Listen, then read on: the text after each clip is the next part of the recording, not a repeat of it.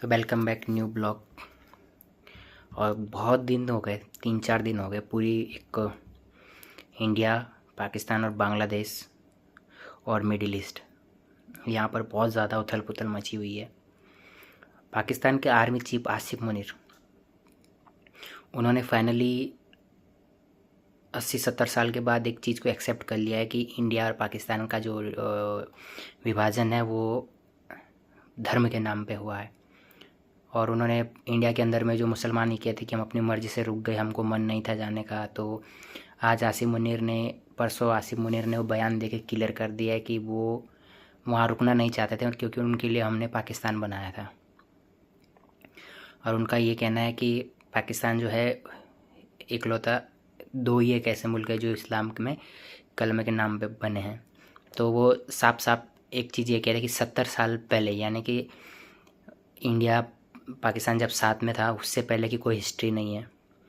उससे पहले जो सिंध है, जो हमारे लाहौर है, जो कराची है, जो अब कराची है, पहले वो पूरा जो अफ़गानिस्तान है, ये जो पूरा हमारा राजा महाराजा के टाइम पे रावल साहब जी का वहाँ पे कब्जा हुआ करता था, छत्रपति श्री संभाजी महाराज जी का, उसके बाद श्री शिवाजी महाराज जी का, उसके बाद महाराणा प्रताप का, फिर औरंगजेब का भी दौर था। तो ये जो पूरा टाइम पे जो ये पूरा एरिया था, ये सब मिक्सअप ही रहा करता था, कभी इधर कभी उधर, कभी इसके हाथ कभी उसके हाथ।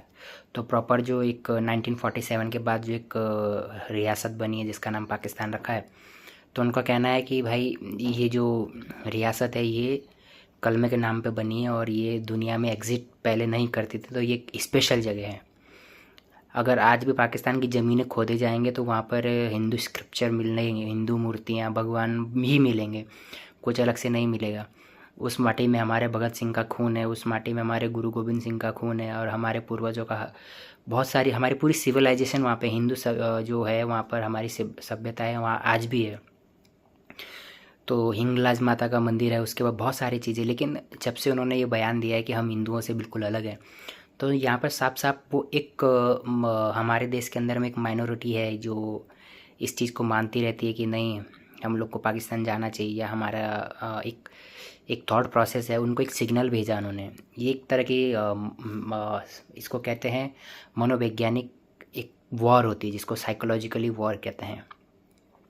आप किसी भी देश में जाके अपनी आर्मी भी नहीं भेजनी, कुछ भी नहीं भेजना, आपने वहाँ से एक बयान दिया और आपने एक सिग्नल दिया है, जहाँ वो पाकिस्तानी ये कह रहा है कि हम सबसे अलग हैं क्योंकि हम लोग कलमे के नाम पे बने। तो जो हिंदुस्तान के मुसलमान हैं जो ये सोचते हैं कि हम भी कलमा मानते हैं, हमने कलमा पढ़ा है, तो हमारे लिए एक सिग्नल है कि भाई जलाओ इस देश को, है ना। तो आज नहीं तो कल जलेगा ये देश। दूसरी चीज़, बांग्लादेश जो है, बांग्लादेश की हालत खुद ख़राब है, लेकिन बांग्लादेश भारत के साथ ट्रेड वॉर करने की कोशिश कर रहा है। तो बांग्लादेश ने शुरुआत कर दी है इस चीज़ की। तो बांग्लादेश ने कोशिश की है कि वो भारत से जो कच्चा मटेरियल युआन खरीदता है, जो कपड़ा होता है, उसका जो धागा होता है, सबसे बारीक कपड़ा का धागा जो भारत में बनता है सबसे ज़्यादा, तो उसको बांग्लादेश वहाँ से मैन्युफैक्चर करता था, इंडिया वहाँ से कच्चा मटेरियल उनको देता था। तो बांग्लादेश ने हमारे साथ ट्रेड वॉर बंद कर दिया और उन्होंने कहा है कि हमको इंडिया से ये धागे की ज़रूरत नहीं है, इसको युआन कहते हैं। तो हम चाइना, मतलब बेसिकली वो अभी चाइना से इस चीज़ को खरीदेगा क्योंकि चाइना प्रोड्यूस करता है। चाइना के ऊपर अमेरिका की तरफ से 200% का जो टैरिफ लगा है, तो चाइना अपना ऑप्शन ढूंढ रहा है कहीं ना कहीं इस चीज़ को लगाने के लिए। तो चाइना बहुत ही सक्सेसफुली वॉर कर रहा है इसको, तो उसने भारत को यहाँ से पीछे धकेल के, यहाँ से भारत को नुकसान होगा इस चीज़ का कि हमारा जो युवान है वो बाहर देश में जो जाता था उसका बेनिफिट होता था, लेकिन हमारे इंडिया के अंदर में ही मैन्युफैक्चरिंग स्टार्ट हो जाएगी क्योंकि हमारी पॉपुलेशन बहुत है, बहुत सारी चीज़ें, बहुत नई नई चीज़ें बनेगी। लेकिन हमारे पास मिडिल ईस्ट के देश हैं, उसके बाद अफ्रीकन कंट्रीज़ है जहाँ हमारी अच्छी पकड़ है। तो अफ्रीकन कंट्री भी डेवलप होने में बहुत ज़्यादा टाइम है, तो हो सकता है कि अगर अफ्रीकन कंट्रीज़ में हमारी कोई अच्छी एक पकड़ हो और हमारे एक अच्छी वहाँ पे स्ट्रेटेजी हो, तो ये जो चीज़ें हैं हम वहाँ पे भी कर सकते हैं। तीसरी चीज़, यहाँ पर एक चीज़ ये है कि बांग्लादेश और पाकिस्तान ने मिलके अपना बायलैटरल मीटिंग बहुत सालों के बाद, क्योंकि शेख हसीना के जाने के बाद ये पहले पहले नहीं हुआ करता था, तो ये अभी हुई है। और उसमें मोहम्मद यूनिस ने ये कहा कि जो 1971 में जो वॉर हुई थी उसके बाद जब 2 मुल्क बने, तो पाकिस्तान के पास 4.25 मिलियन कुछ पैसा है, $1 मिलियन का पैसा है। यानी कि जो उस टाइम पे बांग्लादेश, उस समय बांग्लादेश बहुत अच्छी तरक्की कर रहा था। बांग्लादेश बहुत अच्छा जूट से चीज़ें बनाता था और अच्छी इनकम बांग्लादेश से ही ज़्यादा इनकम आती थी। तो जो पाकिस्तान है, ईस्ट पाकिस्तान, तो ये कुछ भी मतलब जो अब का पाकिस्तान है, ये कुछ भी उसका में ख़ास कुछ नहीं करता था। आज भी वो ख़ास कुछ नहीं करता, लेकिन उस समय भी वो ख़ास कुछ नहीं करता। राजनीति उनकी पहली थी, लेकिन बांग्लादेश बहुत अच्छा इनकम कर रहा था और अच्छी कमाई हो रही थी। तो बांग्लादेश से पैसा वहाँ जाता था, क्योंकि वहाँ सेंट्रल बैंक जो पाकिस्तान का है वो जहाँ पर पैसे जमा होते हैं या देश की जो इनकम होती है, तो बंटवारे के टाइम पे उनको ये पैसा देना था, लेकिन उन्होंने नहीं दिया। उसके बाद बांग्लादेश में 2-3 बार आपदाएँ आई है, तो उसका पैसा भी उन्होंने नहीं दिया। तो बेसिकली अब बांग्लादेश ने सबसे पहले एक चीज़ की है कि भाई हमें अपना पैसा दे दो, क्योंकि वो उनका बनता था। और बेसिकली अभी अगर उनको ये 4 मिलियन डॉलर मिल जाते हैं, तो ये जो अभी वॉर हुई है और जो 6-7 महीने से उनका जो एक मार्केट डाउन हुआ है, उनकी जो आर्थिक स्थिति ख़राब हुई है, तो उससे काफ़ी कवर हो जाएगा। हो सकता है उससे वो पॉलिटिकली और कुछ 1-2 इन्वेस्टमेंट अच्छी करे। लेकिन तीसरी चीज़ यहाँ पर एक चीज़ हो गई है कि सबसे बड़ा जो खेल हो गया, चाइना ने एक सीधा सा माइंडसेट खेला है कि भाई देखो, तुम हमारा भला नहीं चाहते, हम भी तुम्हारा भला नहीं चाहेंगे। तो दुनिया के अंदर में जितनी भी महंगी महंगी ब्रांड्स के कपड़े जो लोग खरीदते हैं, जो घड़ियाँ खरीदते हैं या बैग्स खरीदते हैं, जो आपको बताते हैं कि ये गुची का बैग 50,000 का है, तो चाइना ने उनको एक्सपोज करके रख दिया है। चाइना के बिजनेसमैन ने वीडियोज़ रिलीज़ की और ये बताया कि देखो, हम इसको यहाँ पर एकदम लो क्वालिटी में और बेस्ट प्रोडक्ट्स बनाते हैं। यानी कि चाइना बेसिकली ये कहना चाह रहा है दुनिया को कि देखो, हम दुनिया का सबसे अच्छा प्रोडक्ट्स बनाते हैं, और वो भी कम लागत में, बहुत कम पैसों में हम एक अच्छी चीज़ बनाते हैं, और जिसको बाहर की बड़ी बड़ी कंपनियां तुमको बेवकूफ़ बना के बेचती है। जैसे गुची हो गया, लग्जरी ब्रांड हो, जो भी वेंटिली वगैरह, बहुत सारी ब्रांडेज है जो चाइना से मैन्युफैक्चर होती है और बाहर जाती है और बाहर के देशों में बहुत महंगी महंगी बिकती है। तो चाइना का कहना है कि देखो, चाइना ने सीधा सीधा ये कहा कि जो अमेरिका के अंदर में बैठी बड़ी बड़ी कंपनियाँ जिसको अमेरिका ने बनाया, जिसके ऑनर अमेरिका, जैसे एप्पल हो गया, तो एप्पल्स के फ़ोन हैं वो भी बहुत ज़्यादा कॉस्टली होते हैं ऐसा बताया जाता है, लेकिन चाइना उसकी कितनी कॉस्ट में बना के देता है उस चीज़ को।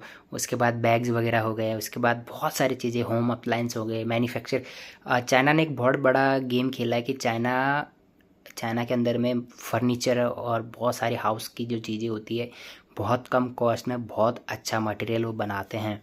तो चाइना ये कह रहा है कि देखो, तुम्हें जो कोई ब्रांडेड वाले जैसे बड़ी बड़ी कंपनियां आपको कहती है, तो उससे बेहतर चीज़ें हम बना के देंगे आपको। ये ब्रांड कुछ नहीं होता है। आप एक बार चाइना हो और आप चाइना के अंदर देखोगे कि हम आपको क्या चीज़ें बना के दे सकते हैं, आप बिलीव भी नहीं कर सकते।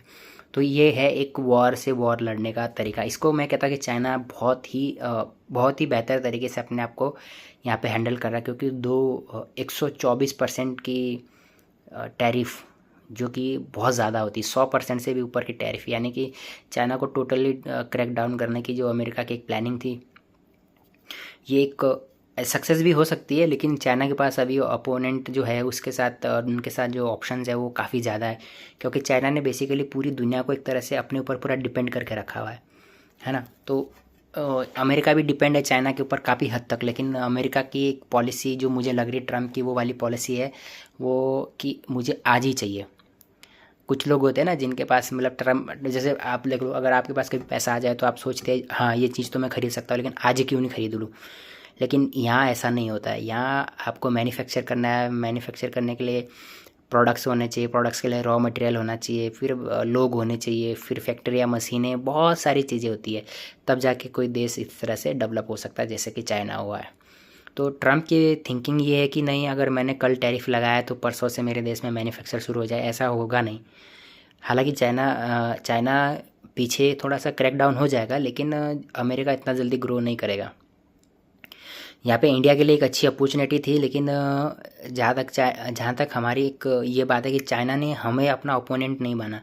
चाइना इंडिया के अंदर में अभी आया नहीं है। बेसिकली चाइना इंडिया के अंदर इसलिए नहीं आया कि क्योंकि जो मोदी जी की एक स्कीम थी कि मेक इन इंडिया बनाया जाए, तो चाइना इस मेक इन इंडिया को अपने लिए एक बहुत बड़ा चैलेंज समझता है, और चाइना को इस मेक इन इंडिया ने काफ़ी धक्का पहुँचाया है।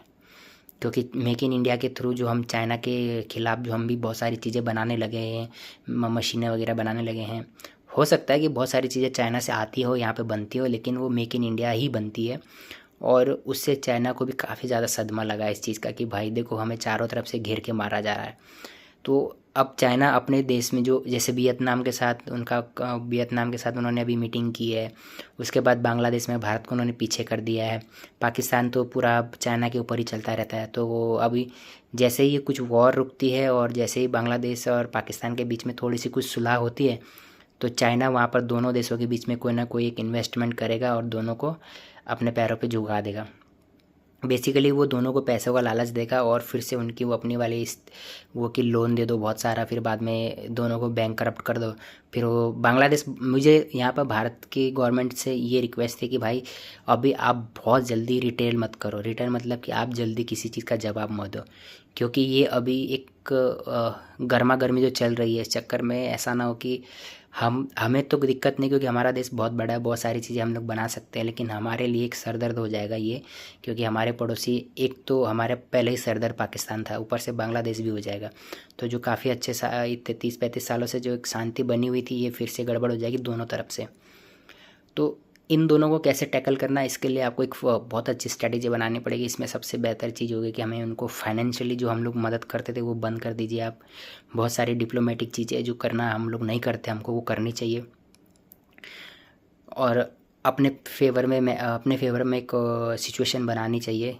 तो उसके बाद देखना होगा कि क्या होता है। और यहाँ पर जो लगातार ये हो रहा है कि बांग्लादेश के अंदर में हिंदुस्तान के ख़िलाफ़ एक माइंडसेट चेंज होता जा रहा है, जहाँ पर उनका ये बिलीव भी हो रहा है कि इज़राइल और इंडिया की जो मैन्युफैक्चर चीज़ें उनका बाइकआउट किया जाए। तो यहाँ पर इंडिया को चारों तरफ से घेरने की कोशिश की जा रही है कुल मिला के, कि भाई इंडिया को कैसे टारगेट करके थोड़ा कमज़ोर किया जाए।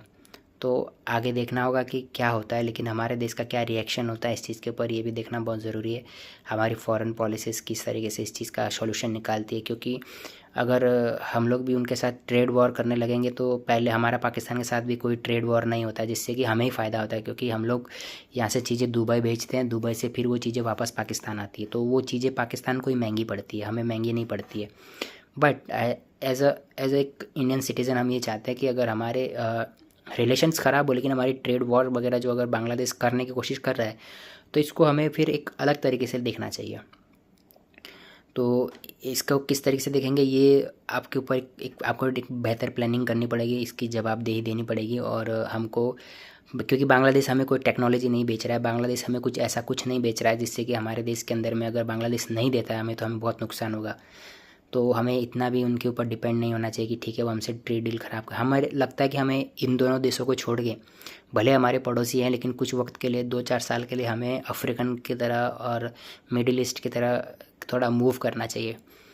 हालांकि मिडिल ईस्ट कंपनियां भी भरोसे के लायक नहीं है, मिडिल ईस्ट की कंट्रीज़ भी में भी एक हिंदुस्तान के ख़िलाफ़ एक माइंडसेट रहेगा कि, क्योंकि ये उनका ये मानना होगा कि ये हिंदूज़ कंट्रीज़ है और यहाँ पर माइनॉरिटीज़ का जो एक प्रॉब्लम है ये हमेशा वहाँ पे रेज़ होता रहेगा और ये हमारे लिए अच्छा नहीं। तो हमें अफ्रीकन कंट्री की तरफ मूव करना चाहिए। और अब हमें लगता है कि यूरोपियन कंट्रीज़ भी है जो काफ़ी बैकवर्ड है, जो भी चाइना के ऊपर काफ़ी ज़्यादा डिपेंड थी।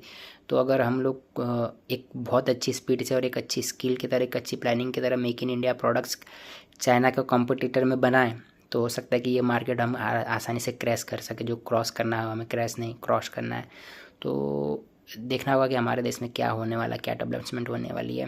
और बांग्लादेश और पाकिस्तान मिलके अभी आगे हमारे लिए क्या मुसीबत खड़ी करने वाले हैं, ये भी एक बहुत बड़ा चैलेंज होगा हमारे लिए। तो जय हिंद।